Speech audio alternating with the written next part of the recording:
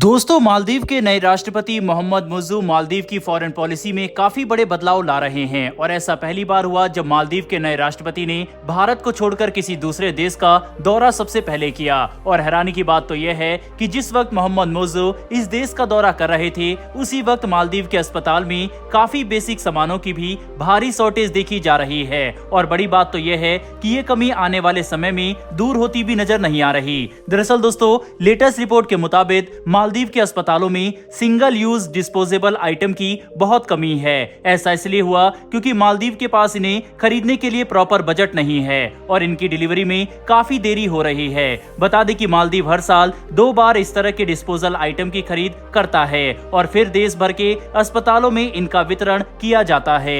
लेकिन बजट की कमी की वजह से मालदीव के अस्पतालों में इनकी सप्लाई नहीं की गई और अब मालदीव के अस्पताल इमरजेंसी प्रोविजन पर काम करने को मजबूर है। यही नहीं दोस्तों, मालदीव में इस समय काफी ज्यादा शॉर्टेज है दवाइयों की भी, जिस वजह से मालदीव की जनता इस समय काफी परेशान है। ये बात काफी हैरान करने वाली है कि मालदीव के सामने अचानक से इतनी सारी परेशानी एक ऐसे समय पर खड़ी हो गई जब मालदीव के राष्ट्रपति भारत के साथ संबंध खराब कर रहे हैं। मोहम्मद मुइज़्ज़ू की फॉरेन पॉलिसी पूरी तरह से भारत विरोधी है और अब इसका एक और बड़ा उदाहरण आप देख सकते हैं। दरअसल रविवार को मालदीव के राष्ट्रपति अपना पहला फॉरेन विजिट करने के लिए तुर्की पहुंच गए, जो दशकों में पहली बार हो रहा है क्योंकि अक्सर देखा जाता है कि जब भी मालदीव में नई सरकार बनती है तब मालदीव के राष्ट्रपति हमेशा भारत का ही दौरा करते हैं। लेकिन मोहम्मद मुइज़्ज़ू ने तुर्की का दौरा करके साफ कर दिया है कि वह भारत को अब उतनी अहमियत नहीं देना चाहते और चीन से लेकर तुर्की जैसे देशों की तरफ अपना चेहरा कर रहे हैं। बड़ी बात तो यह है कि अगर भारत चाहे तो हम मालदीव को इन सभी डिस्पोजल आइटम की सप्लाई कर सकते हैं और एक तरह की मदद के तौर पर दुनिया के सामने इसे प्रदर्शित भी कर सकते हैं।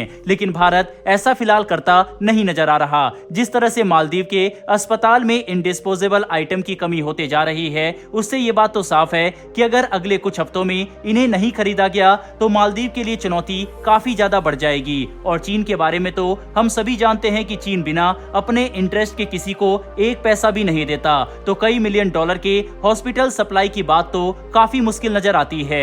लेकिन अगर चीन ऐसा करता भी है तो ये कोई एथिकल नहीं बल्कि डिप्लोमेटिक स्टेप होगा। ऐसे में भारत ये बात अच्छे से समझता है कि मालदीव के नए राष्ट्रपति को अभी समझना बाकी है कि बड़े स्तर पर कूटनीति कैसे काम करती है। मोहम्मद मुइज़्ज़ू को लगता है कि वह अचानक से मालदीव की फॉरेन पॉलिसी को बदलकर एक झटके में ही भारत की ताकत को खत्म कर सकते हैं और चीन से मिलने वाले पैसों का इस्तेमाल करके पावर में बने रह सकते हैं। लेकिन ऐसा नहीं होगा। हमने कुछ समय पहले ही ये रिपोर्ट कवर की थी कि कैसे मोहम्मद मुइज़्ज़ू के राजनीतिक गुरु अब्दुल्ला यामीन ही अपनी पार्टी को अलग कर चुके हैं और अब 1 साल के अंदर ही मालदीव की संसद में मोहम्मद मुइज़्ज़ू को मेजोरिटी साबित करनी होगी। अगर इस घटनाक्रम में मोहम्मद मुइज़्ज़ू नाकाम होते हैं तो उनकी सरकार गिर जाएगी। इसीलिए एक्सपर्ट का मानना है कि मालदीव के अंदर भी काफी बड़ी राजनीति चल रही है, जिसकी वजह से इस देश पर अपना प्रभाव बढ़ाने के लिए भारत और चीन जैसी बड़ी महाशक्तियां आपस में टकरा सकती है। भारत चाहता है कि मालदीव के लैंड रिक्लेम प्रोजेक्ट के पूरा होने के बाद हमें मालदीव का खाली पड़ा एक पूरा द्वीप मिल जाए। इसके बाद हम इस द्वीप पर अपने हिसाब से एक परमानेंट मिलिट्री बेस बना सकेंगे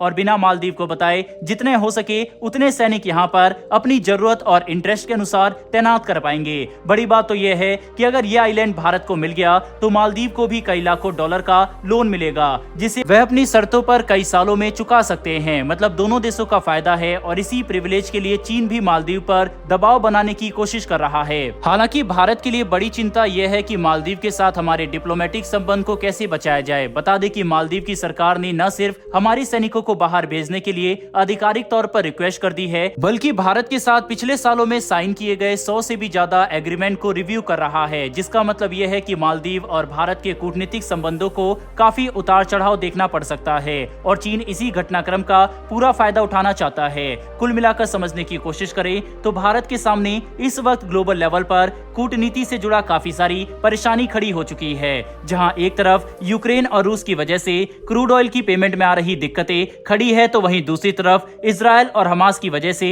भारत को ग्लोबल लेवल पर अपनी पोजीशन भी मेंटेन करनी है। साथ ही अब मालदीव के नए राष्ट्रपति भी भारत के लिए चुनौती खड़ी कर रहे हैं। ऐसे में ये समय भारत के लिए थोड़ा उलझा हुआ तो जरूर है, लेकिन हमें पूरा यकीन है कि हम अपनी शानदार कूटनीति से इसे हल कर लेंगे। दोस्तों, आपके हिसाब से क्या भारत को डिस्पोजेबल आइटम और दवाई दवाइयों की सप्लाई मालदीव को उधार पर कर देनी चाहिए या फिर नहीं, इस पर आपकी क्या राय है कमेंट बॉक्स में लिखकर जरूर बताइएगा। फिर मिलेंगे ऐसी एक नई वीडियो के साथ। धन्यवाद। जय हिंद।